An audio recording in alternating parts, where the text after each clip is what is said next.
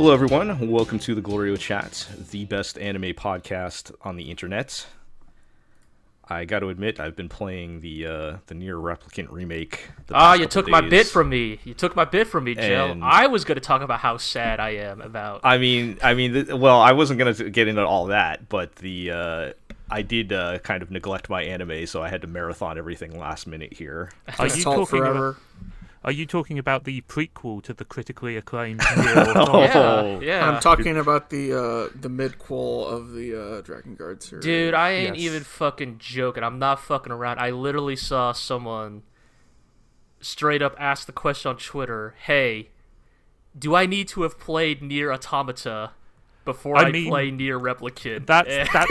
That's not their fault, because the advertising literally says the prequel to Nier Automata. That is the I know, but if anything, Nier Automata will fucking spoil Nier for you. Right, Yeah. It's just some real you've forgotten the face of your father shit going on, but... Yeah, I got to admit, there's some things I wish I did not know. Nier was, as much as I love Papa Nier from Nier, 2010's Nier.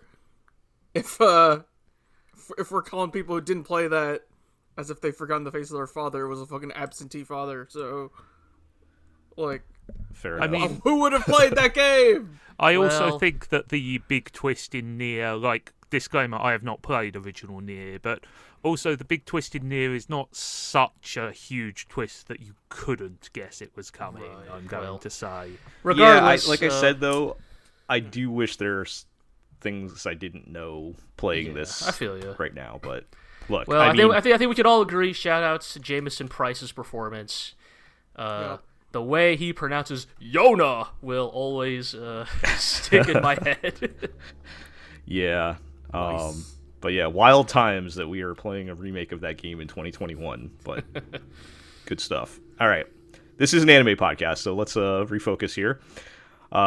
We do have I guess this is our first regular episode of the spring season, and there's quite a bit of good stuff going on. Quite a few good shows. Quite the season. Which we will talk about. Season. So, to get started, let me introduce everybody. I'm Jel. I am joined by Iro. I'm still here. I'm not dead yet. He's Hasta still ver la with us, luz. folks. I was gonna say, Yeah. Iro, no, you have to change your. Hasta ver la luz. You have to change your catchphrase. Yes, now you have to say until I see the light. Until I see the light. All right. And we're also joined by G. I don't know what to say here. Both my bits were stolen from me. Both the Nier right. bit and the Asta Ver La Luz bit. I was Do literally you have any? I was literally about to say Asta Ver La Luz after Iro's bit. So I got to admit, I'm caught. I'm caught here. You caught me out in the open, my pants down. I don't. Well, here, yeah, it's proof we do not plan these things ahead of time, folks. So what's this is good, not a scripted everybody? podcast, yeah. And we're also joined by Zig for this episode. I think you mean Zig, the best person at Souls game in the GLORIO crew. Are you still playing those? I mean, I should probably play Dark Souls at this point, but no, I have. More specifically, are you still playing Bloodborne even though you finished it? Like No, because I did everything you can possibly do in that game. Mr. Platinum here. Yeah. Okay. Mr. Platinum himself. I Go guess ahead, you I can have get to your, play Dark Souls now. Well, let's can get you on Sekiro first before we start making any claims here about who's the top dog. Well, we'll see anyway. But yes, hello everyone. All Next right. is Adventures of Cookies and Cream. I mean, I've already mastered that game. Thank you very much. Okay. I need to get y'all to try and play like Armored Core 4 Answer, stock loadout run, and then we'll see who's truly the best at the From Software game. Another Senses episode on the PSP. To truly be the From Software king, you have to play bad video games as well as good ones. Oh yeah, no. If you have not 100%ed Evergrace and Ninja Blade, I don't think you I can have claim... completed Ninja Blade, I will say. I liked Ninja Blade quite a bit. All right. About well, Otogi Myth of Demons for the Xbox. Sure, whatever. If From does make another Armored Core game someday, I'll play that. But let's. I think with the current political climate, it's time for Metal Wolf Chaos 2. Oh, I would jeez. also play that. I'll give him that one. All right, let's move along. Let's talk about anime. When we last spoke, there were still a number of shows that hadn't aired yet.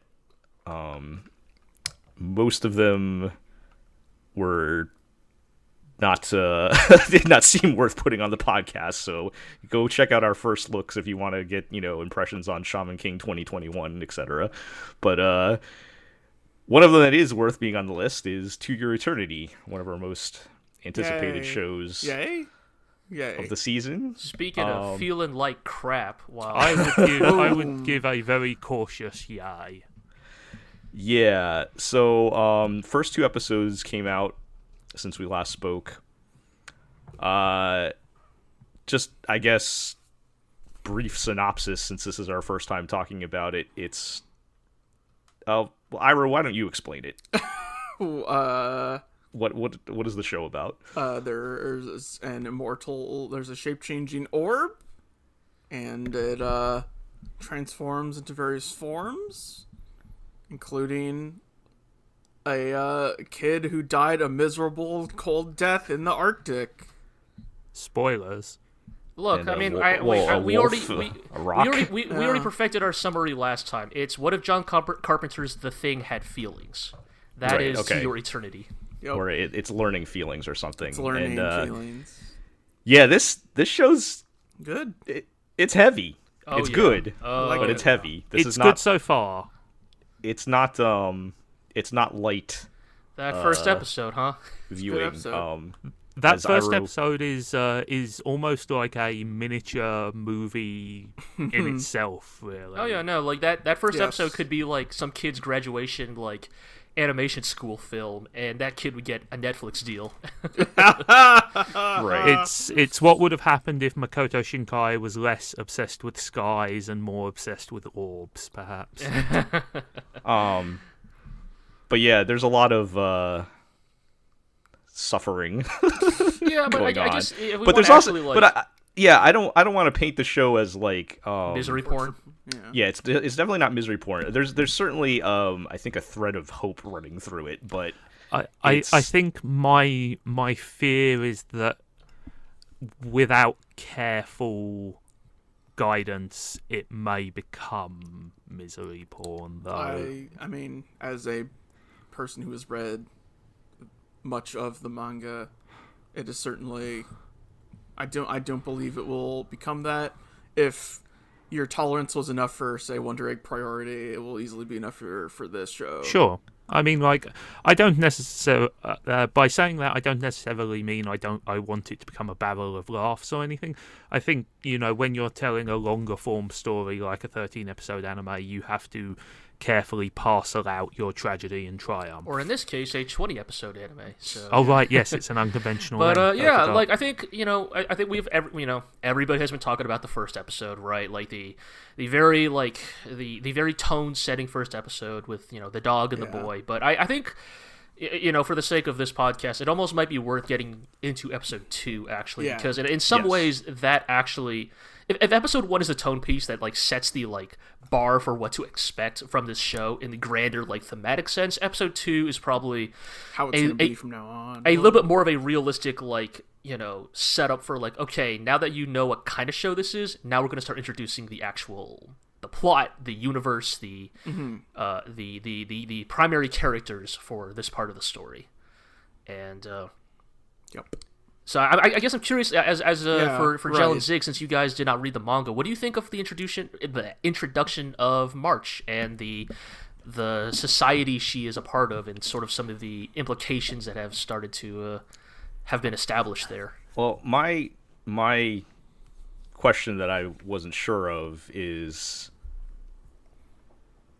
is she going to be permanently just tagging along with him now, or vice versa, or is this just the current arc, and then it's going to be on to somebody else after this arc? That's what I don't not clear on. But yeah, it's interesting because episode 2, while not as graphically heartbreaking. Oh, I don't know. That scene of him coming back together in the swamp is pretty graphic.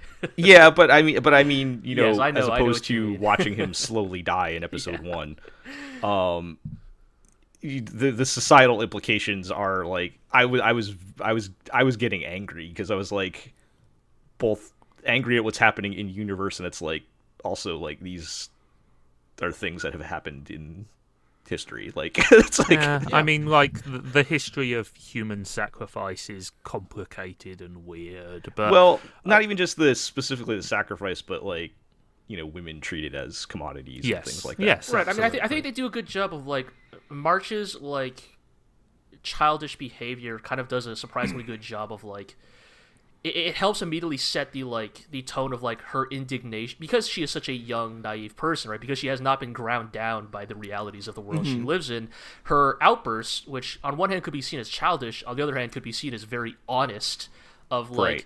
hey, this fucking sucks. This is ridiculous, right? Like It's definitely very good at framing. Because she is unfamiliar with the systems that everybody in the world has gotten used to, she works as quite an effective viewpoint character for the audience as well. Yeah, Yep. it's very effective. I will say storytelling. that personally, I'm not a huge fan of the like incredibly precocious child trope. And also, I think her voice is super annoying. Like, I know it's hard. The problem is Sweetness and Lightning has spoiled every subsequent show with precocious children because they got an actual child to voice their child, and All right. I do find her voice a little grating, and that's nothing wrong with the performance, nothing wrong with the show. That's So- just me personally. But So confirming Zig is a heartless monster. Okay. Zig hates kids, confirmed. yes, I'm sensible. But I think that I think I'm interested to see where they go. I think that the show does a fairly good job at balancing sort of the comedy and the pathos of the situation. It does feel a little bit weird having these like goofy jokes after we had an episode of almost pure tragedy, but I think it does do well to keep the story going and, lift and lower the mood when necessary. I mean, those are the kinds of things that help keep it out of misery porn territory, I think, because Right, there is absolutely. there is still humanity to it, and like I said, there's a sliver of hope in there somewhere. But yeah, I mean, I don't know how much more we can say, not having read the manga and having no other perspective on it, but I'm looking forward to seeing where we go with this one for sure. It's just, for me personally, it's real heavy to watch. Like these days, I've been a lot more into lighter stuff, and like Right, like it's the like again I'm going to like I'm going to make sure I don't spoil anything, but it's like the fundamental premise of this show. That first episode like tells you everything you need to know about like tonally, like that.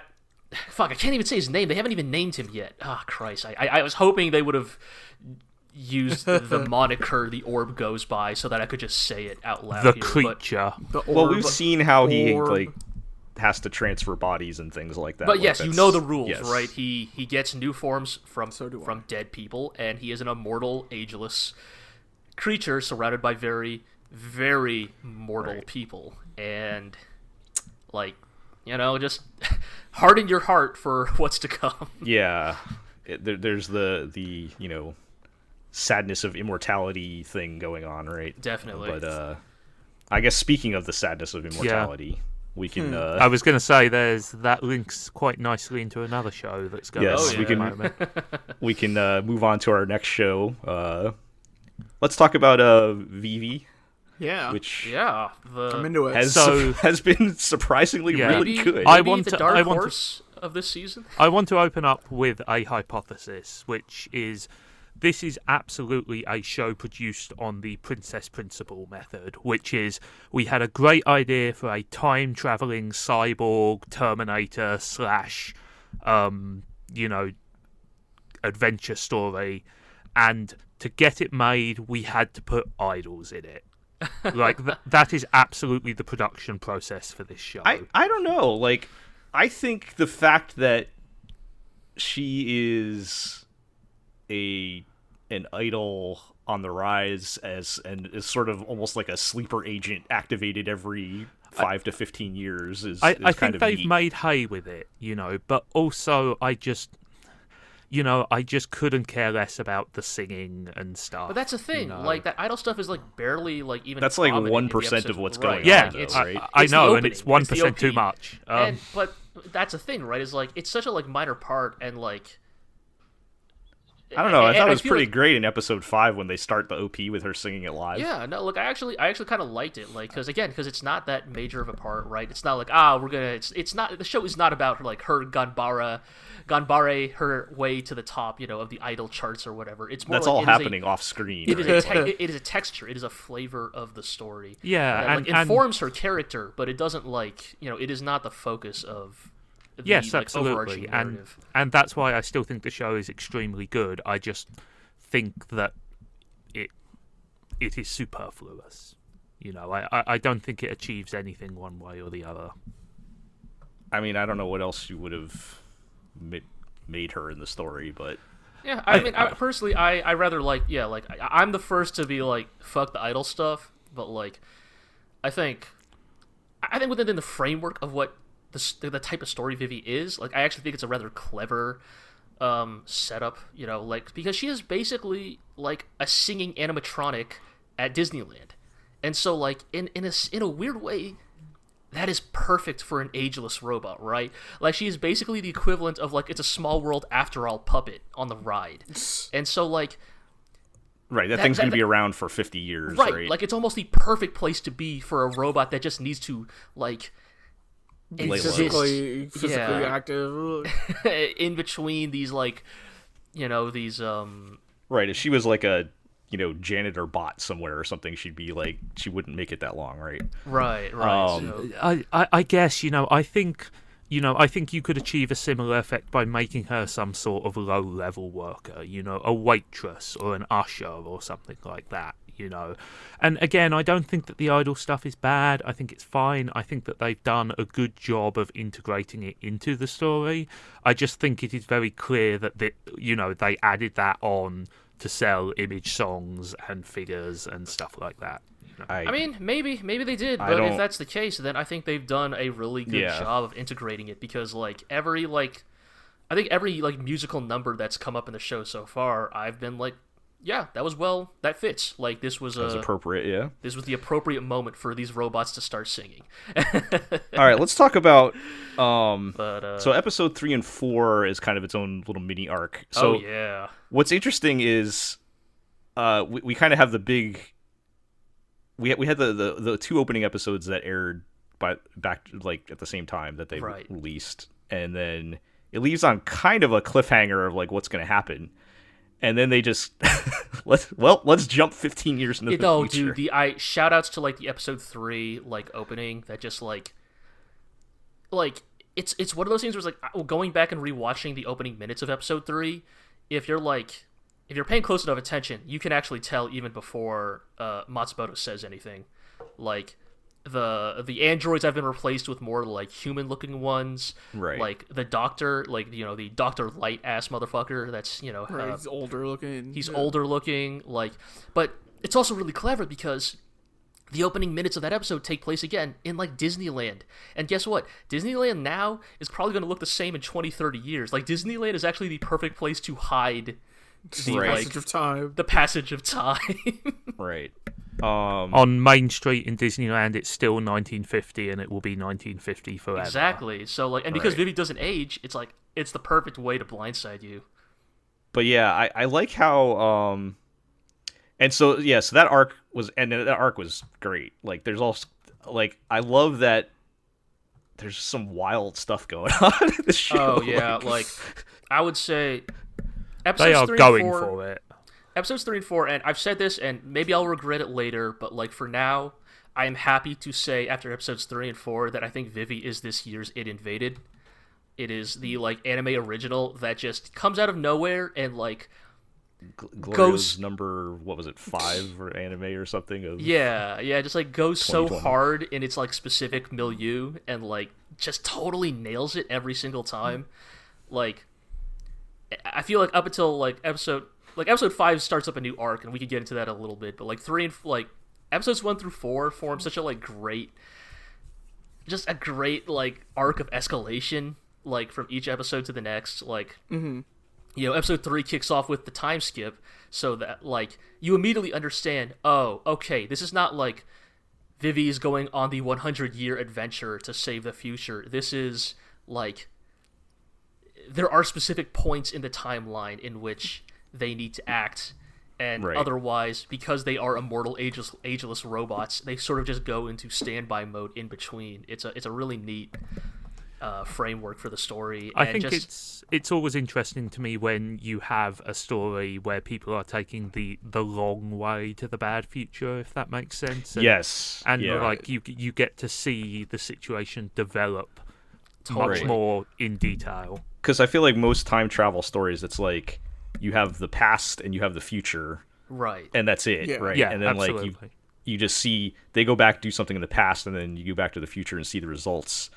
But in this show, it's like you've got these incremental jumps. Okay, well, we did this, and it fixed this problem, but now it's caused this other like problem. You're climbing the ladder instead of taking the elevator up. Like the really exciting thing about this is like there's a really interesting power dynamic between Vivi and Matsumoto, the AI assistant who comes from the future, because at the beginning he kind of holds all the cards, right? Because he claims to know exactly how everything's going to go, but like with each arc, even he has like admitted things are starting to like diverge in some weird ways, like that even he can't predict, and like it's becoming clear that like he will need to rely increasingly on Vivi's like own intuition as someone, because the whole gimmick is like Matsumoto basically shuts off in between these juncture points, right? He basically just goes into standby mode, whereas Vivi is the one who has been alive to experience the passage of time, and so like in a weird ways, as this timeline develops, she is going to become the more informed, experienced one of the two. And I will say as well that I really like how actively antagonistic their relationship is. I think it's really spiky in the right way. Oh yeah, they clearly do not like each other. Yeah, and I think I think Matsumoto is a tremendous vocal performance from Jun Fukuyama as well. I think he's just the right mix of annoying and irritating, and yet right as well. You kind of want to reach out and strangle the little bastard. And there's definitely there's an interesting menace to Matsumoto's character, because he is clearly not telling the whole story. Like he is not coming clean with like what he knows, and I don't want to I hope this doesn't just go the cliche, oh no, Matsumoto actually wanted the bad future all along, because like if all he wanted was the bad future to happen, all he'd have to do is do nothing, right? So clearly he has a different agenda than just the bad future, but that agenda is also not necessarily the good future either. So and he's got the perfect smokescreen, because he can just say, I can't tell you about the future because we don't want to risk changing more than what's necessary. And so and I think the show does a good job of investing a certain level of brutality into him at the end of that second episode, for example, where he tears Vivi to pieces basically. Because she wants to stop that plane crashing. I think he's interesting, and like the character does a good job of ping-ponging between like sassy, sarky robot buddy and kind of like this much more sinister figure who kind of pulls the strings from behind, and that's a tough balance to keep, but they're doing pretty well with it. I think they're doing a great job, and speaking of sinister, I do want to actually get a little bit into the interior of episodes 3 and 4, because I think, again, it's like a really magnificent like mini arc of the anime's themes, like because initially, they're trying to stop basically episodes 3 and 4 about them trying to stop a space station from pulling a Gundam and crashing into the Earth, right? Space hotel, right? A space hotel. The space hotel is also called Sunrise, which I feel like has to be a deliberate illusion. But, I mean, there's a shot that almost looks like it is intentionally it's the colony drop reference shot. to the colony drop. But so the whole point is that Vivi needs to infiltrate this hotel to find out what caused the androids there to decide to crash the ship. And, this is mainly based around this android named Estella, who is the proprietor of the hotel. And there's this really great back and forth between Matsumoto and Vivi, because Matsumoto's like, in my records, she's the one who crashes the hotel. We could just fucking kill her now. Whereas Vivi is like, something's not right here. Like I need to know more, right? Like I need to get into Estella's interior before we can commit to this. And there's that great bit in episode 3 where Vivi like truly like concludes like, there's no way Estella did this. Like she is not that kind of person. And then you immediately cut to the scene where like seemingly Estella fucking wrenches the head off that other android, right? And then you have that great reveal in episode 4, which, like, again, I don't want to say like this show's hitting the same beats as something like a Nier Automata, but the whole story about Estella and her estranged sister unit Elizabeth, that's some great, like, that's some primo sci-fi, like, AI personhood writing. There's some more of that in episode 5 as well. So. Oh yeah. I've not yet seen episode 5, I will say. We can focus on at 3 and 4 then. I really like the Estella and her sister bit. I do kind of feel that they hold it back too long so that it feels a little bit like a deliberate Deus Ex Machina at the end. But I get the problem, because if you do it earlier, you ruin your twist. So it's difficult. I would have liked to seen that relationship explored a little more, but, at that point you're sacrificing the twist for character stuff, and I honestly don't know which one is correct there. I do think that part justifies its inclusion. Like, the whole point is that, like, it turns out that Estella was part of a pair with her sister unit Elizabeth, and, like, the experiment was basically to see, could you copy an AI's personality 1-to-1 to a different, like, unit. And I think this might actually be an important plot bit going forward. The conclusion is no, you actually cannot just, like, copy and paste an AI. Right, like, they are in fact like individual people, basically. I will say that this segment very briefly reminded me of the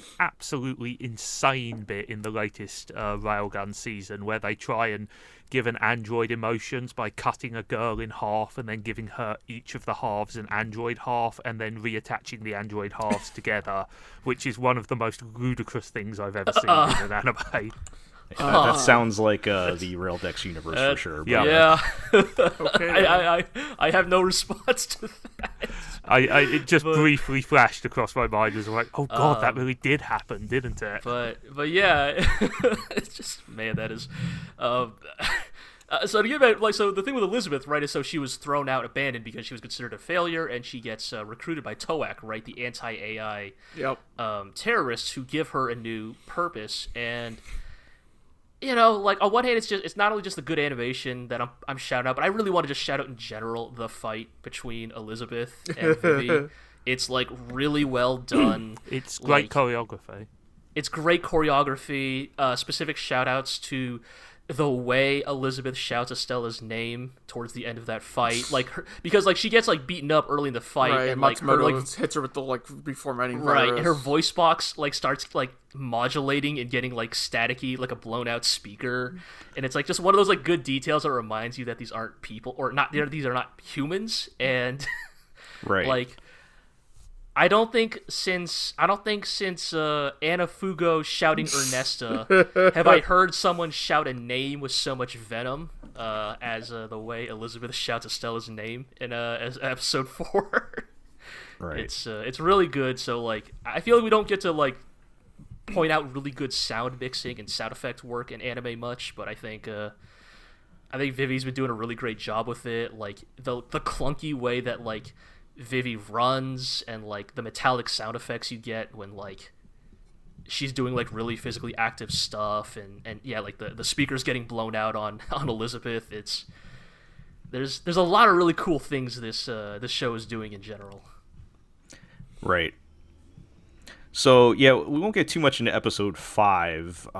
They do kind of start a new arc up with another time skip, but yeah, you can definitely, I know G, you invoked Nier Automata. You can definitely see some of the questions that they are exploring here of, like, should they be destroying all the androids, and B, can they destroy all the androids? Right.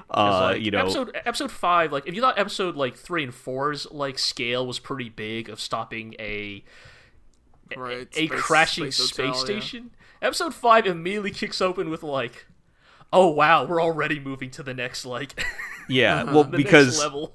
because they find out that what they're doing is actually accelerated the timeline rather than Yes. stop it. So, but yeah, I kind of don't really have anything legitimately bad to say about this show. Like, Yeah, no, It's I've- been very good so far. I've been you know. it's super just been into very it. solid across the board, and I'm really Yeah. enjoying it. Like, It I- looks nice. It's well paced. It's got decent depth. You know, Yeah. all around it's strong.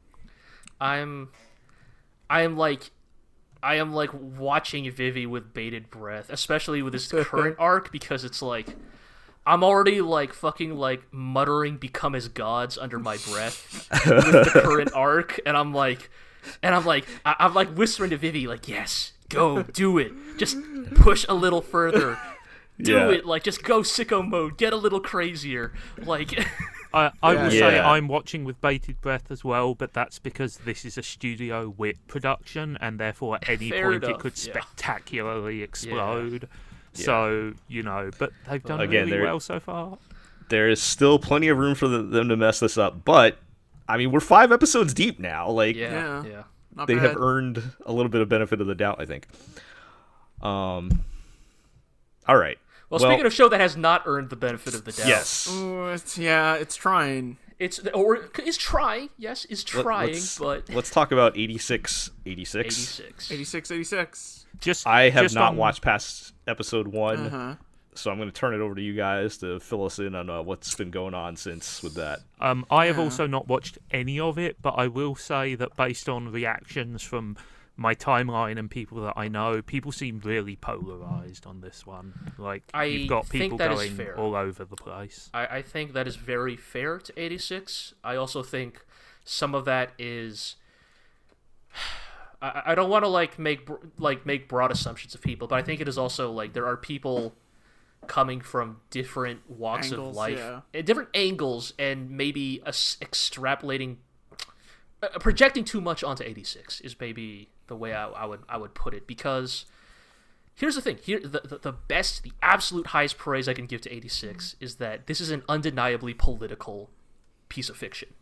It is capital P political. Like, anyone who's like, keep your politics out of my anime, well, too bad. 86 is here, and it very much has something to say. The problem is it's not even the message itself, it's the execution. Yeah. It's very clumsy. It's a very clumsy show.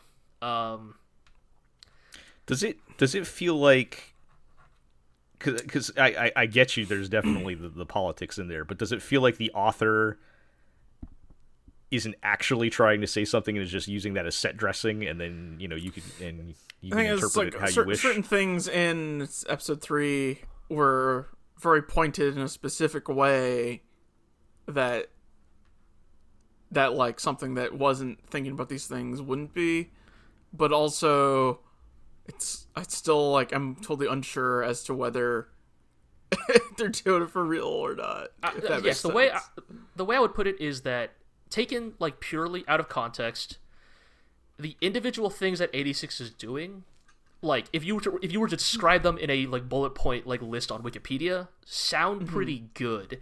The problem is that the show's execution itself, the way it presents itself, has not given me a ton of confidence. Yeah. in- So did something specific happen?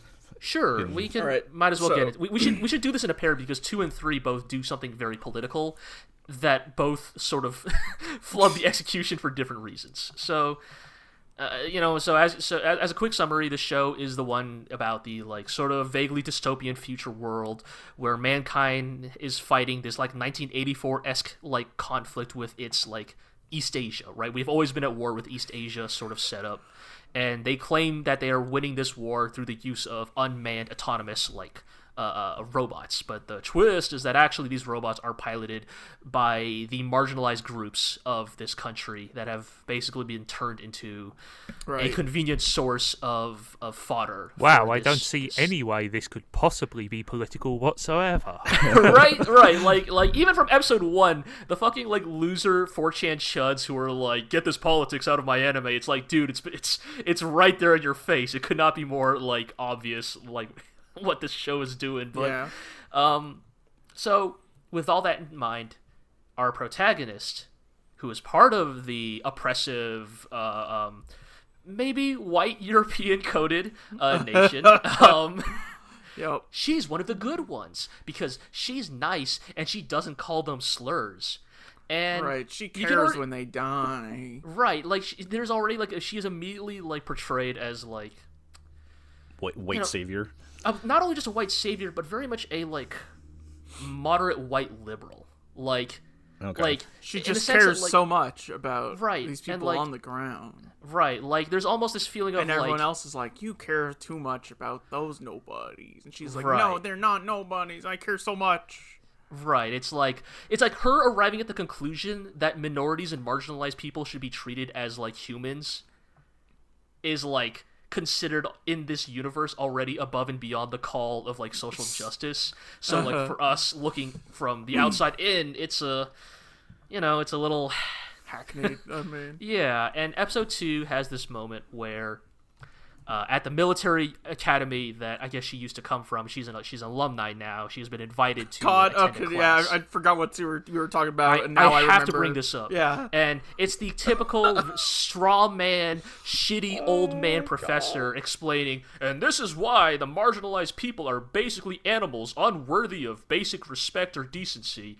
But don't worry, because our protagonist is sitting on the class and she can't take that social injustice. So she walks up to the front of the class and erases the blackboard and is like, listen up, kids. This is the true history. Right. And of course the, Mr. Strawman teacher is like, Bakana, that's preposterous. You can't say those things. You're so enlightened. It's so like, it's so clumsy. It's so ham-fisted. Like, it's like the show's trying so hard to convince you, oh, don't worry, our protagonist, she's one of the good ones. She really means it. She's so nice to those poor downtrodden minorities. And it's just like, like this show like kind of maybe has its heart in the right place, but it's doing it in such a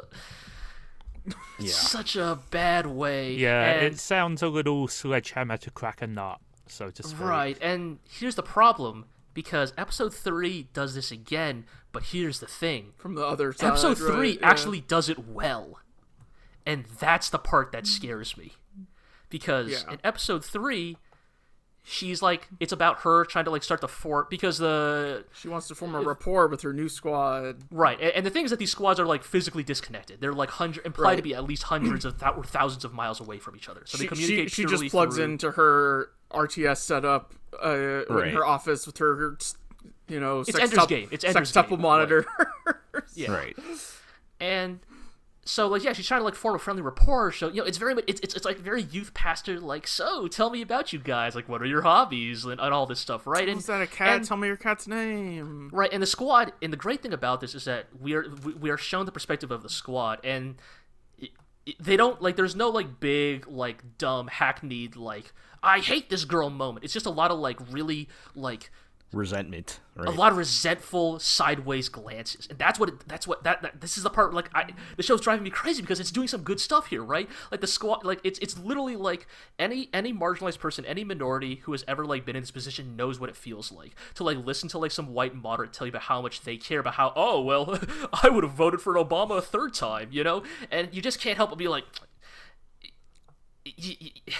There's just that resentment that builds, like, yeah, you keep talking, motherfucker, but like, right. And it's really well done, and like it all culminates in this moment towards the end of the episode where one of the squad mates on the ground gets killed, and Commander Girl starts crying. She's tearing up. She's like, "Oh, it's all my fault. I fucked up. I'm so sorry. I failed you, squaddies." And finally, one of the squad mates is like, "Bitch, shut the fuck up. Holy shit, shut the fuck up. Like, and just tears into her. Right. Like gives.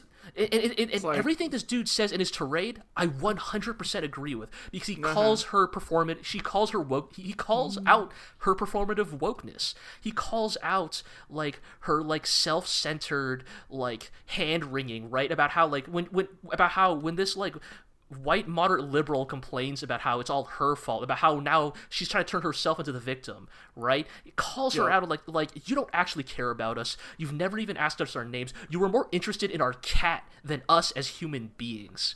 And like, it's a really good tirade. Like it's raw and it's angry and it feels authentic. So here's the question: do you think the show means you to agree with that character, or do you think you are meant to agree with? That's the problem. I can't tell. And it scares. This is what I say when it scares me, because everything like that again, this tirade at the end of episode 3, it felt really good to hear. It felt really cathartic to watch, because like again, as a person of color in this country, like I have always wanted to say everything this character has said to some people in my life. I have always wanted to just fucking tear someone apart, like in the way that this character does at the end of this episode. It feels so authentic. Like, it feels like this is the part where I'm like, I don't think the writer could have like happened upon this by chance. Like, this feels like it must come from somewhere. But because this is the same episode in which there's an extended, bit of the boys peeking on the girls bathing, I don't know. I don't know if the show actually has it in it. Like, I can't tell. It hasn't given me the confidence to trust it. It sounds like, that might be the balance of good to bad might still be not shifting in the good direction. Like if they got that one thing right, how many other things have they gotten wrong up to now? Like, that's. And I think that is why the feelings on the show have been so polarized, because, to quote one Austin Walker of Waypoint Radio, there's this common phenomena that happens, especially in marginalized groups, when it comes to their relationship with media, of treating scraps as a feast. Right? Like, this anime says one like slightly progressive thing about for example, LGBTQ, relationships. Yeah. Well, suddenly now we're gonna champion this thing as the greatest, the answer. Yeah, right. One might call it the Yuri on Ice effect, right? When it's like, in reality, it's like, yes, it did do some things right, but we should still hold our media to a higher standard. I would say Yuri on Ice is actually not an example of that, because I think it is a little bit better than that. But I get where you're coming from. Sure. I think there could be. There's so many examples. Yeah. I know. I just thought of Zombieland Saga as an example, right? Like, sure. Right. Yeah. Right. And that's the thing I think that's happening with 86, is I think a lot of people see the speech that happens at the end of episode 3. And I mean, again, it does feel authentic. The anger feels righteous. It feels like it comes from a good place. And so I understand why people want to latch onto that. And I also understand why people on the other side of the spectrum want to attack that. I get where it comes from. I think where Iro and I feel is, and again, I don't want to be a fence sitter. I'm not trying to sound like an enlightened centrist, but it's more, I don't think I'm ready to give my heart to this show yet, just because it did one thing right. Because it has done enough things wrong that, like, I cannot give my heart to this show yet. It can be difficult because sometimes you can agree with a show's message, and I'm not necessarily saying that 86 has a message one way or the other yet, but even then, sometimes you can agree with a show's message but still think that it is a bad piece of media through other virtues. For example, the way the story is told or the way the story is presented. And so, I'm not going to say that political message is disconnected from critical response, because of course it isn't. Everything we do is inherently political. But there is a divide there, which sometimes, there's a dichotomy which sometimes some shows are better at dealing with than others. Right. Yeah. Well, we're only 3 episodes in, so... Yeah, I mean, if nothing else, it's dragging us along for another episode, so... I mean, yes, that's the thing. Like, if nothing else, the fact that this show even elicited this reaction in me... it sounds interesting, at least. It's more than I would have ever expected from a light novel adaptation, so, Right. Right. I don't know, props to 86 for being political, I guess. You get the Have you- have participation you- award. G, are you holding off on the buying the model kits? Oh no, those model kits are fucking badass, dude. I'm buying those immediately. Your opinion of the model kits is not going to be swayed by the politics of the show. Dude, I have bought Gundams from some very bad shows. That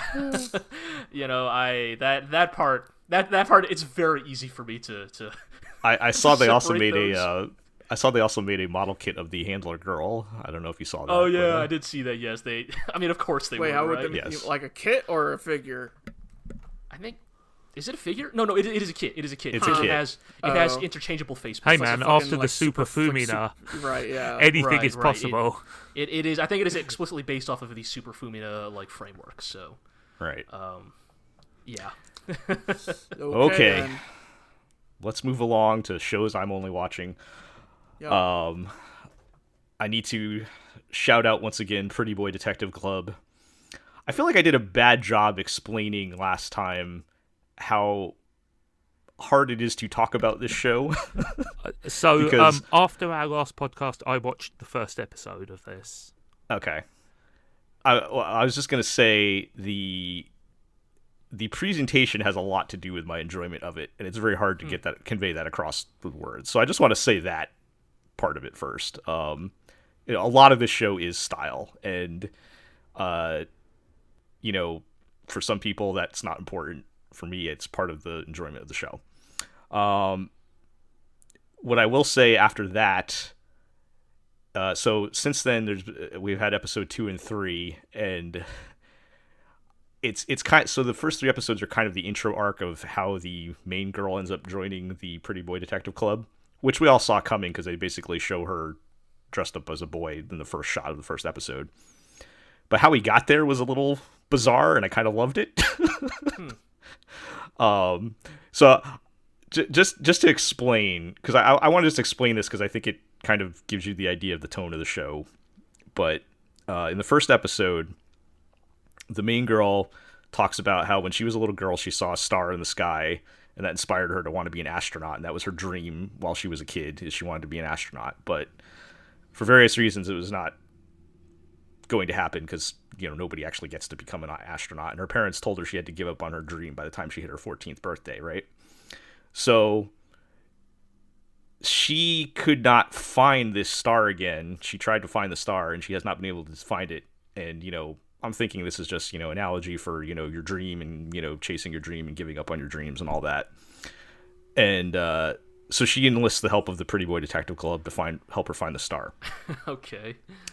So, I'm like, all right. So she's probably gonna, I don't know what's gonna happen, but I'm thinking this is not on a literal level or anything here that we're dealing with. And through the course of episode 2 and 3, it's revealed that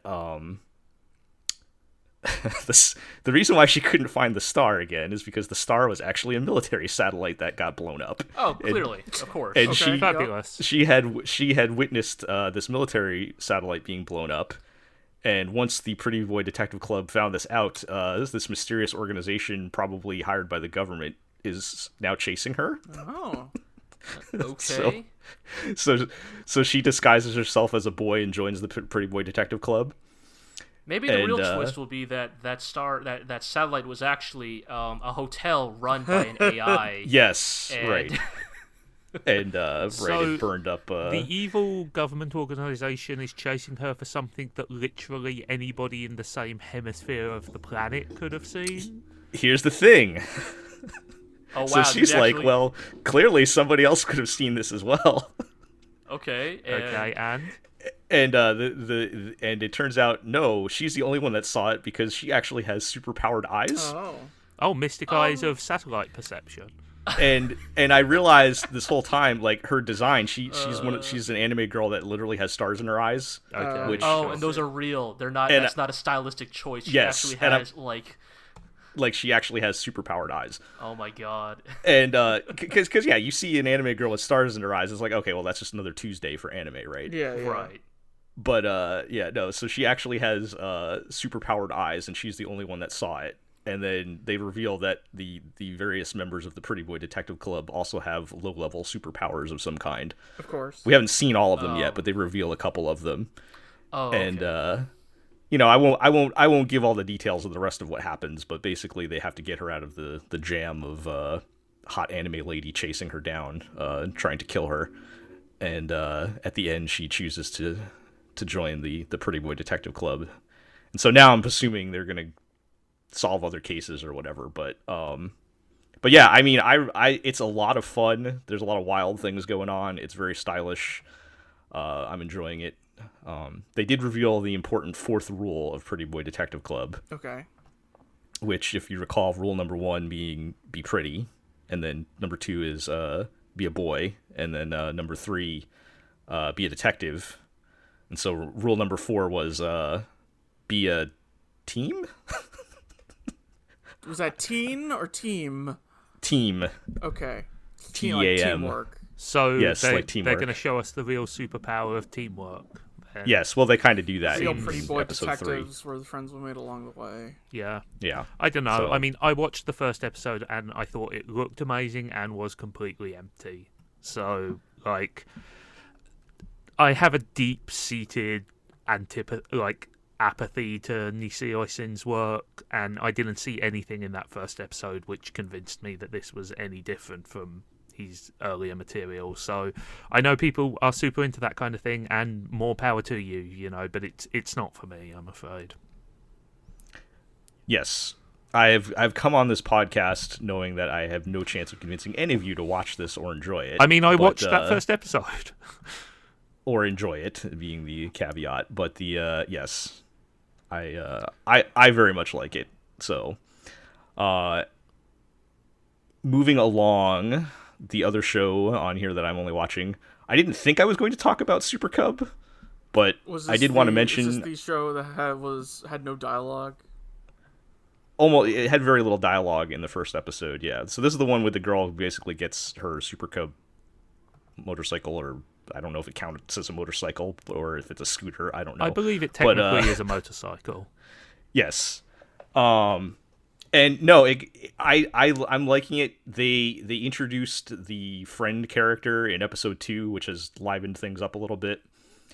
And I thought it was kind of nice because I feel like a lot of times with these shows, if you go with like the kind of quiet, shy protagonist, the friend character is like the exact opposite direction. And is going to be like the kind of annoying, super energetic anime girl.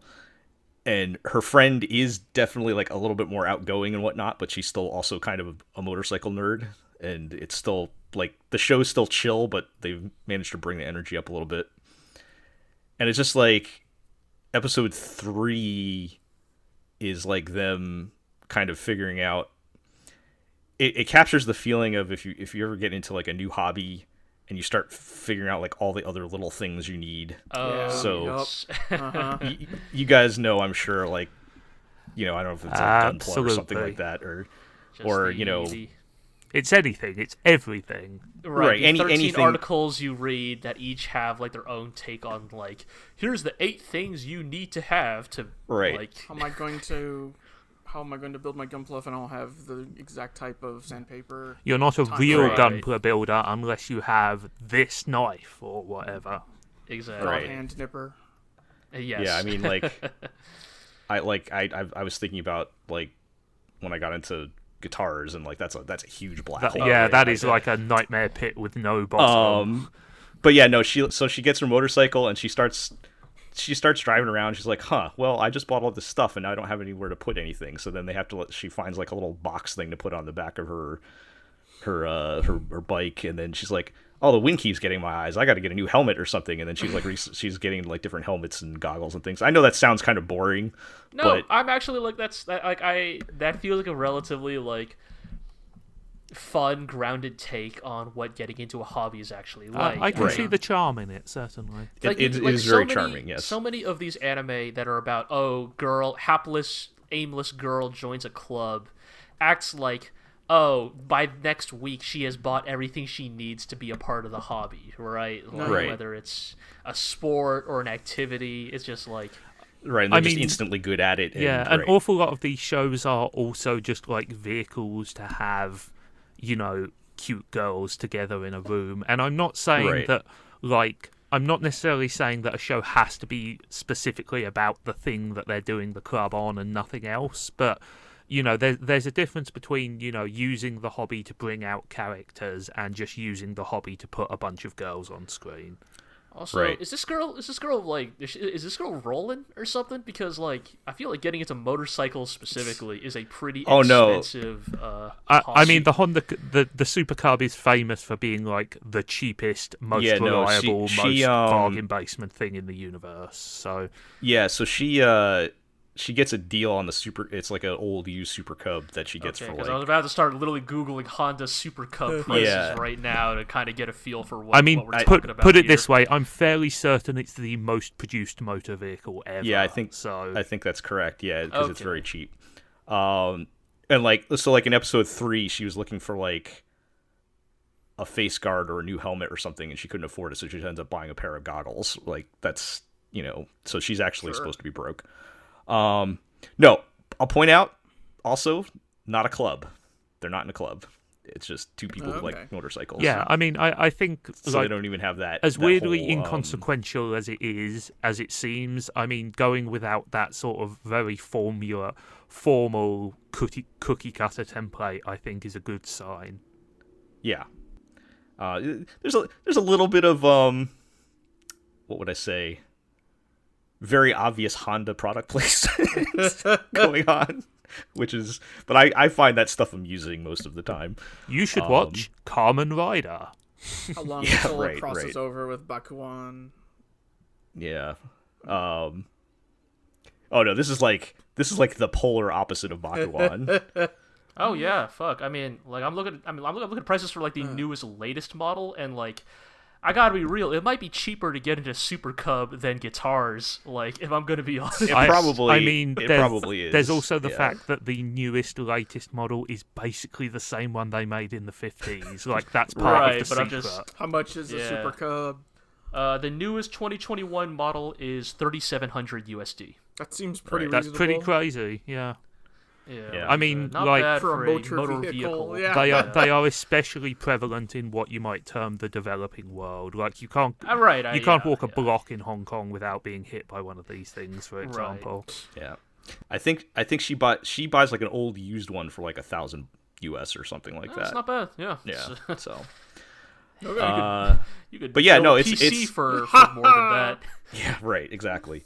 No, yeah, so it's a very nice show about nice, charming people having fun doing what they're doing. So, well, that's cool. Sure, I'm enjoying it. Low stakes. All right, we want to talk about another like weirdly like slow-paced show here. Yeah, let's talk about surprise hit of the season, possibly Odd Taxi. Yeah. I don't know about you guys. I'm starting to like fall off on this, but I'm not. I thought it was. I think it's fantastic still. I'm still pretty into it, but I would like to see a payoff on some of the stuff it's been dangling soon. Yeah. I guess is how I'd feel. Like I think I am still enamored with its like very mundane approach to just the presentation of these people's lives, but also like the fun way in which like all of these cast members are interconnected in like less obvious ways. The thing that's striking to me is the like punchiness of the dialogue and how even though a lot of the conversations are kind of about nothing, they are actually in fact about everyone else in the show. Right. Yeah. I think a lot of the strength of it is in the mundanity of it. You know, I think that it makes when there are occasionally actual high stakes situations even more interesting. So like in the latest episode, for example, the fact that the baboon has a gun and he pulls a gun on the dude suddenly feels like the most important thing in the world. Like it feels like the ending of Die Hard, you know, even though it is two dudes in a cab and one of them has a gun, you know. And like the meeting at the end between our main dude and the nurse whose name I temporarily forget, unfortunately, but because there's just that little bit of emotion and a little bit of affection in it, it feels so much more meaningful. It feels so much more earned. I kind of don't like that relationship with the nurse thing. I think there's an I'm angle. Definitely hoping. Yeah, I definitely hope the angle on that develops more, because clearly, like, Right. so if we were just like summarize the full like scope of like what we know so far, like that nurse is implied to have been smuggling drugs from her clinic. She has been shown to have met with the baboon prior to. I think that's literally happens in the first episode. Yeah. So like, you don't want to just go. You hope it's not just the cliche. She's like she's a femme fatale with an angle or something. But there's clearly something going on there, right? Like it's very difficult to tell if her affection for Otokawa is like genuine, or like what is the. There's enough going on there that I think I am so like invested in the like overarching mystery of what's going on here. I think for me, however, I don't want the show to like pop off, so to speak, but I would definitely like to start seeing some payoff on some of the plot threads it's been like gradually building up to at this point. Like, I'm definitely like curious about what's gonna happen, like, because like with his monkey friend, right, who's going on that Tinder date with the idol, like. Right. What's going on there, right? Like, it ends with them going off and then being followed by the idol's manager and some real fucking Yakuza-looking dude. I mean, I think they're going to manufacture an artificial scandal. Right. Like, is that... But clearly clearly Monkey Dude thinks he is playing the idol, and clearly she is playing him, but how exactly, we'll have to see. And like that's clearly meant to be like a weird mirror to Otokawa's own relationship with the nurse, right? Because they literally say out loud, like, "Are you sure you're not getting taken for a ride?" Right. Yeah, I feel like none of these plot threads are interesting enough to me to drag out over many episodes, and it just feels like it. I did start to feel like it was dragging a little bit for me by the time I was getting through episode 3. Fair. But if they can deliver at least on some of them, I'm assuming the main plot will probably carry on a bit longer or whatever, but I would like to see something happen, right? I would agree with you, Jill, but I also do think that just like at the core of the show, though, I think the execution of it's very clever. It's a very clever show, I feel like, in a lot of ways. Like in the way it delivers its dialogue and in the mannerisms of its characters. Like I got a pretty good laugh out of the latest episode where like the monkey is in the spa with the dragon of Dojima himself, Kiryu Kazuma, here now as a tapir. As a Yakuza, it's pointed out worth pointing out as well. Yes, as a Yakuza, yes. Tapir Oyabun, patriarch of the Tapir clan, a dromedary subsidiary or something. But that part where like he's talking about the missing girl, right? And then by the end of the conversation, you realize, oh, it's the classic like he is talking into his headset, and the monkey thinks there are two conversations happening here. Yeah, it's. There's a lot of like that. To me as well, like I'll say this occasionally about multiple shows, but it's nice to have a show which is about adults doing adult things and having adult problems. Yeah. I mean, like so much of anime, and look, I know that's inherent to the genre, but so much of anime is about juvenile concerns and like juvenile storylines that it's nice to just have something where like a bunch of grown-ups are doing shit. Right, and like it's like relatively grounded grown-ups, right? Like it's a cab driver. It's a dude in his 40s who thinks that he might have like missed the ride on life. It's the comedian splitting up from his partner and doing like shitty daytime TV gigs because that is a way to get exposure. Exactly. It's really, I think that is the thing that's probably like winning a lot of us over. I do want to bring up, just because, we might as well vocalize it here at least once in the podcast, just for posterity. I assume you guys have all probably crossed paths with somebody who has, like, vocalized this theory. What is your take on they are not actually animal people, and Otokawa is delusional and or, like straight up just like Insane seeing things, basically. I think that's I- completely over the top and unnecessary. I mean, my stance has always been that they are real people, and the show is just using funny Oh no, animals. no, because but it's they're not. They're not visuality. right. Like the theory is not that he's imagining the people. It's that Yes, the yes, people that are is- real, but they're not actually animals. Right, and I'm saying I think that is just unnecessarily I think reductive. I think the animal thing is just an artifice for the presentation of Yeah, the show, absolutely. rather than There doesn't need to be an a in-universe reason for it. right. Although Okay. that said, the music video for the opening. Yes, I was literally about to say the music video has. I don't know. You guys read into the OP too much sometimes, so I don't know. But I would be very We're not disappointed. talking about Dynazenon yet. Yeah, I would be very disappointed if Right. the twist is he's been crazy all along and Whatever. actually Well, nothing again, matters. it's almost maybe again. I don't think the theory is necessarily that he's crazy. It's more that I think a lot of the theory is maybe just something as simple as he is seeing people as animals because in some regards does that almost make it easier to categorize and put people into neatly fitting boxes, right? You're a hard ass doctor, so Right. you're a gorilla now or something. Right? I don't think we're debating whether they should do that because I don't think they should, but are they doing that? I Is don't the think- question. That's more what I was more posing it just because again for better or worse I don't think it should be the primary conversation about this show, but every other place that has discussed this show has mentioned it, so I figured I'm sick of fucking everybody looking for trying to describe everything as an in-lord reason all the time, always for everything. Sometimes they're just animal just let people. it be animal people. Yeah, Like, Right. it doesn't And have also to be the- a fucking reason. The thing I would say is that this show is a character-based drama, but it hasn't shown any signs of being something that is trying to psychologically profile these people or do anything involving kind of messing with reality or the mind or anything. So if that's were a thing, it would come completely out of nowhere, and I think it would feel very, very out of place. So Yeah.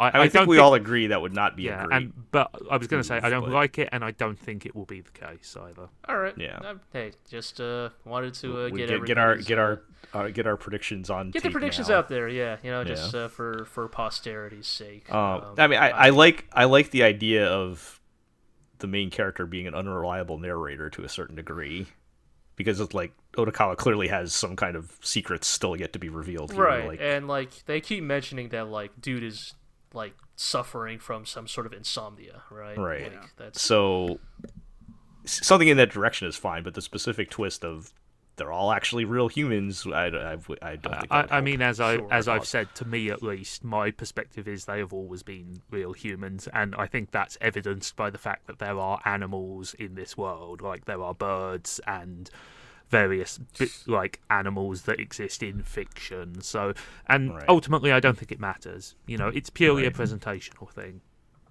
right. all right. Well, now that we have that there, we can all return to this when in the last episode it switches to a live action segment.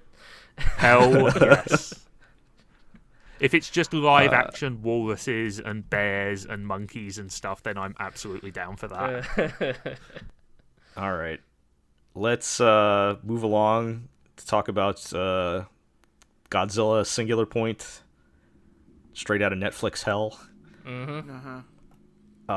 I'm not watching this one either, so I'll have to lean on you guys to bring us up to speed. But have we seen Godzilla yet? I've only seen episode 1. The possible remains of Godzilla. Maybe. Okay. Maybe we have. Yes, we. This show's doing some. It's doing some fun, weird stuff that I'm growing increasingly into. It's as we kind of mentioned last time we talked about this show. It's very much, it's very focused on the humans, but I think in a good way. Very much about human society, trying to reckon with what is a very clear Interdimensional violation. creatures, Yeah, a very clear violation of their fundamental reality. That is kind of how the kaiju are presented. Right, there's a lot of how do these things break all of our laws of physics? How is this Right. gonna have like what implications does this have on society? Right, like it is very much about society reacting to a reality in which like Rodan shows up, but it's not just that Rodan shows up; it's that Rodan breaks the laws of physics. It's that Rodan's very fundamental DNA structure, right, is incompatible it is with not our understanding. Right, like it is not even a DNA-based creature. Like its fundamental organic molecular building blocks are different from our very realities, and what does that mean for our society going forward? It's right. It's fun because it kind of gets into almost a like scientific thriller horror aspect of it, right? Yeah. Like it's not just that the kaiju is scary; it's that what the kaiju represents is like existentially terrifying. Right. Right. And Rodan Rodan is not just smashing up our buildings, although he is also smashing up our buildings. But yes, yeah, that's an interesting, because you always get. I mean, we kind of talked about this last time, but we always get the first half of the Godzilla movie, which is covering this kind of stuff, right? Obviously, it's usually a whole lot more.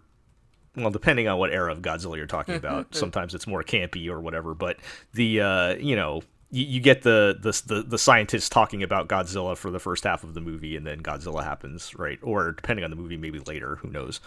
But yeah, I guess it's interesting.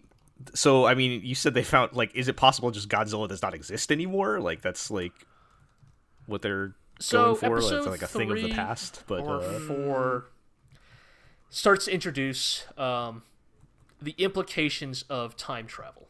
Yeah. Not necessarily, okay. like, not necessarily capital T, we have a time machine or a portal you can just jump through.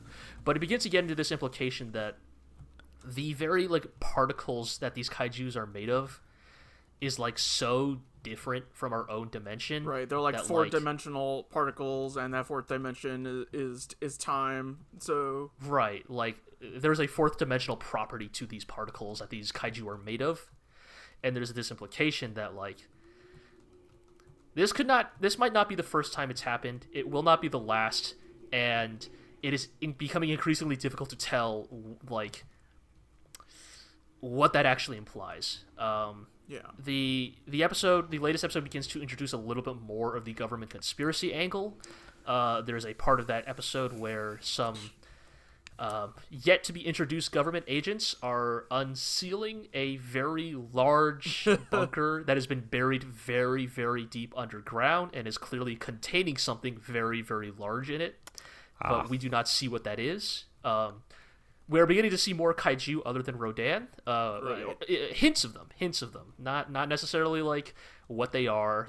None of them are like big recognizable names yet. No Mothras or King Ghidorahs, but like clearly their world is changing, and it is changing rapidly. And yeah. it feels like the other shoe is about to drop very soon. So, should I put this on the watch list? Is it good? Is the important question to me. I mean, I've been enjoying it. I guess the thing is like it is a little bit like Odd Taxi. Actually, it's very slow burn. Yes. Yeah. Like a lot of it's a lot of like scientist adjacent people like talking techno babble for like 5 minutes straight, and it's like your tolerance of that may vary. I think that they have done a good job of like justifying that it's all like a means to an end, but right. Yeah. I mean, I do like the concept of like the slow creeping horror aspect of it, right? Like, yeah, at some point this is going to go down, right? But, and there's definitely like a fun contrast because like some of the characters are like, right? Because some of these characters are getting into the like, oh my god, what does this mean for our reality? And then other characters are like, oh my god, I need to build a bigger robot. We need to power up Jet Jaguar. Right, like, like there's the high level like, oh god, what is it, like existential horror? But then there's these sort of like lower, more grounded, just like, who the fuck cares what it's made out of? It's tearing the city apart. Right. And it's been pretty good. I'm definitely into it. I definitely like want to see what the payoff on this one is. Yeah. All right. Well, maybe I'll try and catch that at some point here during the season when I have some spare time. Haha. Yeah. All right. Well, let's probably should have paired that up with Dynazenon, but we'll do that next time. Let's talk about Megalobox. Right. Meanwhile, at the very here. other end of the spectrum, the most grounded you could possibly get. You know, the most grounded anime with robotic boxing arms. Yes. Yeah, but it is the manga Yes, with robotic yes. boxing arms that is also about like an immigrant refugee crisis and Right. So how has that been going since we last talked about it? I've been boxing to save the town or whatever. yeah. It's good. It's been good. If a little predictable, Yes. but it's been well done. So are they currently like in a tournament or something? Or it was what was it? Chief? yeah, heck, Chief finished the tournament. Uh-huh. We're good now. Oh, okay. Yep. But Chief Yeah. Chief fought to save the immigrant camp and punched a bunch of guys in the ring. and despite got the evil, punched. shady Yakuza's Yes. attempts to like interfere with the match outside of the, Yes. interfere with his life outside the match, Chief and his grit and win the day, Yeah. and he saves the community. And again, describing it all like that probably makes it sound pretty like pretty predictable and cliche, but I think the execution of it is again where Megalobox really shines. Like, it continues to do a really good job of like, again, like these are very familiar motivations, very familiar struggles, but Megalobox portrays them with such an authentic grit to them, like, just like what these characters are going through, what these characters are enduring, for whatever it is they're fighting for. Like, I don't know, it always feels real. It always feels like really like relatable and personable in the way that Megalobox has always been like very good at. I mean, I think... And- Oh, sorry, go on, Jay. You can go, Zach. I was going to say, I think, I think when we previewed this, we didn't have many doubts about that the moment-to-moment stuff would be good, because, of course, it is all the returning crew, and they've proven that they can produce great atmosphere and great sort of, as I said, moment-to-moment action. I think my big question, at least, was, is there a reason for this to happen? Is there still a story to be told? So how is it looking on sort of that front, on the large-scale plot front? I think honestly we are in a bit of a limbo right now because Right. I'll put it this way: we have just finished the opening act of Joe's Comeback. Come back. Yeah. comeback. Yes, like the whole point of like the Chief arc, so to speak, is that again Joe doesn't do any of the fighting. Joe serves purely as Chief's coach Right, and second yeah. in the ring. So like Joe's development so far has more been like from the supporting angle of like, what is it like to raise someone else up to be a great fighter? What is it like to like be here on the sidelines watching someone else get brutalized for sport and entertainment? And so like Chief wins, saves the rec center, but then spoilers, the last fight of the tournament was a very dirty round, right? The boxer he fights is in the pocket of the Yakuza, the very like ultra nationalist Right. Immigrants get out. Yakuza. Stop stealing our jobs. Right. And so the boxer that Chief fights very dirty, goes for a lot of punches to the back of the head, purposely targets Chief's neck and head, Right. And so it turns out that like Chief wins the match, but he passes away in his sleep afterwards from Being punched all in the the- back of the head. it 30 turns out being times, punched yeah. repeatedly in the back of the head by a dirty boxer, being officiated by a dirty ref, is bad for your health. Yeah, especially if the dirty boxer is being cybernetically enhanced as well. Yes, with robot arms. Yes.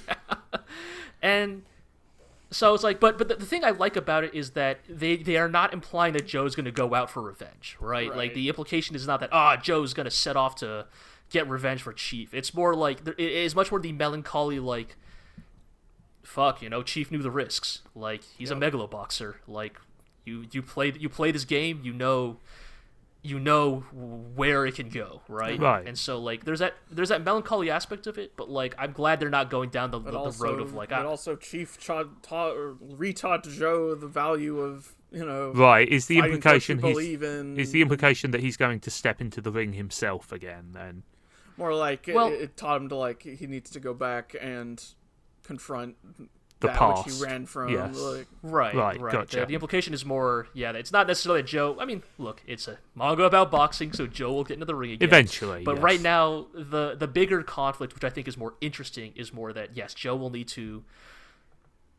He will need to reconcile with the people that he definitely left under very, like, tenuous circumstances. And, that might not mean forgiveness, but it is his responsibility to at least, meet those people again, right? Own up in one way or another. And Right, he doesn't necessarily know what he has to do, but he has to do something. Exactly. And so for me, that's when you leave it on that note, I'm like, Yeah. okay, you got me. That You still sounds got me in compelling. here. That sounds like But- like the kind of thing I want to see where it goes. Yeah, that is the thing though. Yes, it is a little hard to tell like necessarily what this all means in the long run, but in the moment to moment, it still got me. yeah. Right.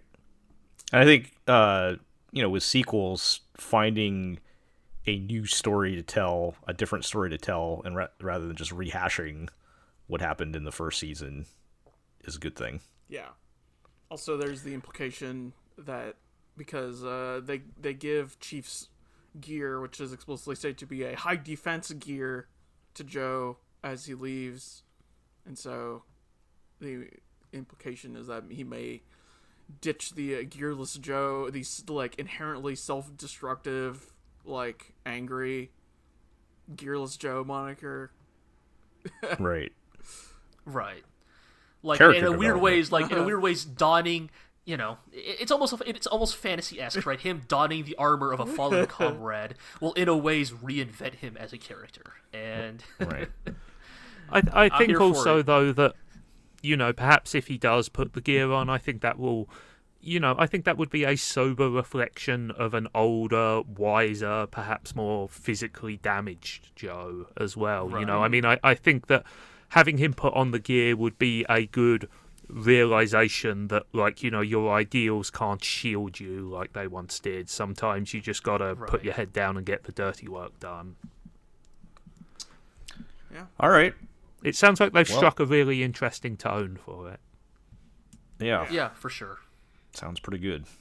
All right. Let's close out Time for the big one. with I've moved Dynazenon to our anchor spot here. Hot take. I'm kind of liking this better than Gridman so far. You know what? I don't necessarily agree with you, Jell, but I definitely see where you're coming from. I also see where you're coming from. I think I need to see a little bit more before. I'm not ready to declare it better than Gridman, It but is so certainly far, more of an ensemble character drama than Gridman, which was That is definitely what's which working for me. hewed Yeah. a little closer to Yeah. like a normal Toku show. Right. Because, like, yeah, look, we all love Gridman, but, like, if you actually go back to Gridman, it's like, the main cast is, like, I think they are were interesting fun. characters. they're Akane and Rika, like, fucking saved that fucking show. Like, let's be real. Like, Akane and Rika's, like, relationship in the original Gridman is, like, the real emotional heart Yeah, of it. absolutely. And, like, Right. Yuta might as well not even exist. No, I don't think that's true. I think that Yuta is important because he is the audience surrogate of being slightly lost in a world that he doesn't fully understand. Like, he plays the same role that Shinji does in Evangelion. In that Sure, he alright, grounds yes. the drama in a way that makes it more Well, interesting for the viewer. I think the original Gridman, and probably intentionally so, the characters are more direct mirrors to your typical Saturday morning Right. kid Absolutely, show yes. type characters. I mean, whereas, they are specifically mirrors of the characters from Gridman, the Right. Hyper Asian. right, like I said, intentionally, and whereas Dynazenon feels like a more varied and to me interesting ensemble type cast that I like a lot more. They're definitely putting in more work into the character, the ensemble cast element of Dyna Xenon this time around. It feels like Right. Trigger are spreading their wings a bit on this one. You know, they're flying a little bit more freely. Right. And yeah, I think that's been a big benefit to the show.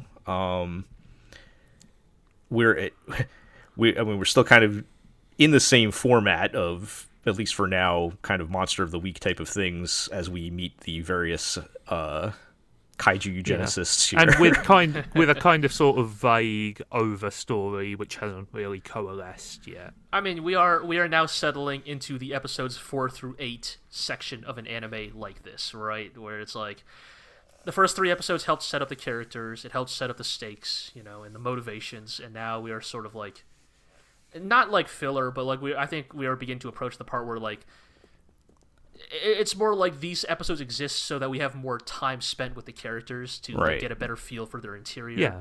Like I've really been digging like I guess I'm not sure if it's like development, but like maybe it's more the reveals about like the multifaceted nature of Yume. Yeah, she initially comes off as very standoffish, but like as the episodes like go and we see more of who she is, like we like she again, actually has like different moods and things, like a real she's clearly person. a very damaged person, Right. but Right. like not like not Yeah.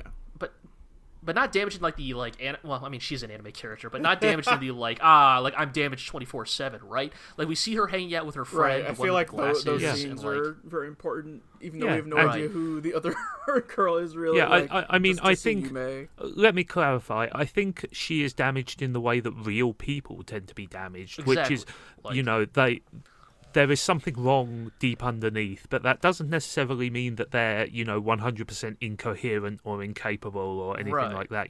They lead normal lives. They just have deeper issues. Yeah, like the part where she's like, being cheeky and talking about how she took a Dyna glider to Yes, school very because she was going to good. be late or whatever. Yes. It's very good, right? Yeah, There's like yeah. those moments where it's just like, yeah, okay, like I think these are I think, and I think this was a strength of Gridman as well, is that the show gets great strength out of mundanity. I think that, so for example, when Yume agrees to meet up with her sister's old choir colleague, and you're expecting some sort of game-changing, shattering revelation, but no, it's a meeting, and the old friend says, "Oh, she was nice, but there's not really anything I can tell you that you don't already right. know." Like there's like a great moment where it's like, yeah, it's like, like if someone came up to me and was like, "Hey, man, like, can you tell me like what you knew about like a classmate from 5 years Right. ago?" Yeah. I'd be like, They seemed all right. "Yeah, I'd be happy Yeah. to, I'd be happy to tell you what I can remember." Yeah. But Right. it's like I think we were classmates, right? And like that was like a long time, well, a relatively like decent amount of Right. time ago. Like what do you think I could actually remember? And like there that are you- 30 kids in a class, like Yeah, at some yeah, point you're it's- only it's- really going to know one or two of them that well. right, and so yeah, it definitely does a good job with that. And even with even like with the more like outlandish characters, right? Like Galma is just working a bunch of part-time jobs because hey, guess what? At the end of the day, He's eating that bucket of crabs. right? Even 5,000-year-old mummies need to Yeah. afford rent or whatever. I wrote about this in my piece, which you can read on the blog, but I also think it's clever how the show is gradually sort of weaving the various strands together. So you have Yomogi, who wants to work, and his manager, who like loves digging into his personal life, but his manager is an old classmate of Koyomi's, who doesn't know that he's now a NEET, and so he has to, try and work out how to reconnect with her while hiding his shame, so to speak. And that affects Chisei, Right. who desperately wants to pilot Dyna Xenon, and so on and so forth. It's Right. very good at making those little connections work together. I will say I was pleasantly surprised when Chisei actually did and was allowed to pilot Dyna Soldier in the And then latest episode. sucked. I mean, she sucked at it, but in the same way that Yomogi Yes. sucked at it, right? And it's more the implication that, because I feel like so many mecha anime do the thing of like, it's gene locked, you know, like only the chosen one can pilot. But it's like, nah, anybody with the controls can like jump into Dino Soldier. I will say that Yomogi's initial attempts to pilot Dino Soldier are one of the funniest gags I've seen in a while, where it's just like trying to turn its arms up and down and stuff like that. Yes. Galma being like, "Wait, anyone can do this?" Yeah. Like, hang on. That's adding support to my theory that she's going to replace Gamma after he dies after episode 6. Because that's the thing. The interesting with Chisei now is like the open. Again, you're right. Maybe we look too deeply into the opening, but like the opening, like and her picking up one of the kaiju pearls. I think we were also ready to buy into the like, oh, is she going to be like the auntie of like this anime, right? Like, is she going to get like briefly tempted by the dark powers of the kaiju? But clearly she can pilot a robot, so like, so the kaiju aren't even that dark at this point, right? Like, yeah, and like that's actually the other thing I want to get into. That like I think a weird job for the that's really Genesis. Interesting about Dynazenon is like Gridman was like so Gridman was so clearly like the shots were being called by Akane, right? She summoned the kaiju, she controls them, right? And like behind her is Alexis Kerib, who is the real bad guy. Right, that was like, never, there's a very strict hierarchy of evil there. Right. Or more than that, there's a very strict like a source of the conflict in Gridman. Whereas in Dynazenon, like the kaiju eugenicists make it clear they can't make kaiju. Heck, they might not even know where the kaiju come from. All we got is the hand in episode 1 tossing the stuff. Yeah. The pearls. And so it's there's some you literally have shots of the. Sorry, I was just going to say, like, there's been a bit of hinting that, like, perhaps the creation of kaiju is intrinsic to whatever this existence is as well. Yeah. You know, like, and on that note, I will point out that, like, even though this show is supposedly set in the quote-unquote real world, we're seeing a lot of locations reused from Gridman. Like, so many it has to be deliberate. Just like the lighting and textures are changed to be as grimier. Like, as I mentioned this, I think a little while back after watching one of these episodes, but I was like, is reusing the backgrounds from Gridman and Dynazenon, is this just the like art house equivalent of like when a Maishi obviously cuts corners for comedy? Like, it's just the more like subtle, artsier version of that. Yeah, I think that they've done it enough now that it's not the case. And also, like, in certain cases... Well, no, but what I mean is that thematically it is very much like you're not meant to be fooled, right? Yeah. Like, when I say that Amaishi cuts corners for comedy and Amamiya is reusing backgrounds from Gridman, is that it's clearly meant to be intentional, right? But they are managing to do it in a way that feels good rather than cheap. Yes, but the thing is, like, I don't... Like, we know we're doing it, you know we're doing it. I don't think it even feels cheap, because for, like, in a lot of cases they're using, like, completely new compositions and stuff like that. So I think, you know, I think the question is, are they doing this to deliberately hint at a connection, or is it just to establish tone? You know, and the answer is we'll find out. But I think yes. I think that they've, you know, there's a good mix in the current run of episodes of mundanity to learn the characters, mystery to move forward the overplot, and the fights, which are great. Yeah, right. I'm definitely like. I mean, it's funny. I think we've said this like multiple times this podcast, but I'm definitely curious about when Dynazenon's gonna when the other shoe's gonna drop, right? Because, you know, as I mentioned, right, the kaiju eugenicists are not. I mean, they're the antagonists, but they're clearly not the. They're not calling the shots here, right? They're not the big bads, right? Like, we have scenes of them literally just like hanging out in cafes waiting for a kaiju to show up. It's appealingly down to earth in that sense. Yeah. You know, I think as well, like, presentation wise, I will just say that because Dynazenon is inherently a thing which is less human than Gridman was, even in its human form, it is closer to being a mech than anything else. The fights here are perhaps more kinetic because they are less directly inspired by the Toku they are based on. There's some fun shots, man. Like that fucking spinning kick while shooting the missiles out of the shins. Yeah. But all the missiles miss. I got a real laugh out of that one. Yeah. It's a really good show, and I'm excited to see where they go with it. Nah, it's Dynazenon.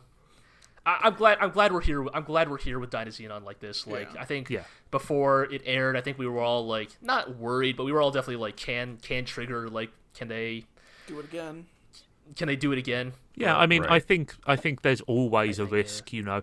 I mean, even when you do what they did and assemble the same production team, you know, and the same writers and stuff like that, you know, sometimes even skilled people make mistakes, you know, and sometimes Oh, like yeah, for sure. you just can't make the lightning strike twice. But so far, at least, I think they've done a great job of telling a new story, but recapturing a lot of the things we liked about that original show. Yeah. Right. Yeah, it feels like a sequel to Gridman, but while also being its own Absolutely. thing. All right. So one last shout out. I will continue. I'm sure when he gets his arc to develop, maybe he'll change things up a little bit. But I continue to get a deep enjoyment from every episode when the kaiju shows up and they're all fighting separately. And Koyomi's strategy consistently every single episode is just to drive the fucking car head first into the kaiju while just dumping the clip out of the finger guns. And that's all he does every single time. I would also like to shout out in the latest episode, Chisei playing a game using a neg con, which clearly Oh my indicates this God. show is set in like 1996 or something like that. Yeah. I mean, if you have a car as your thing, what else are you going to do other than, you know, Then ram it. he's working with what he's got. Indeed. All right. Good times. That show is pretty good. And you know, that's going to do it for this episode.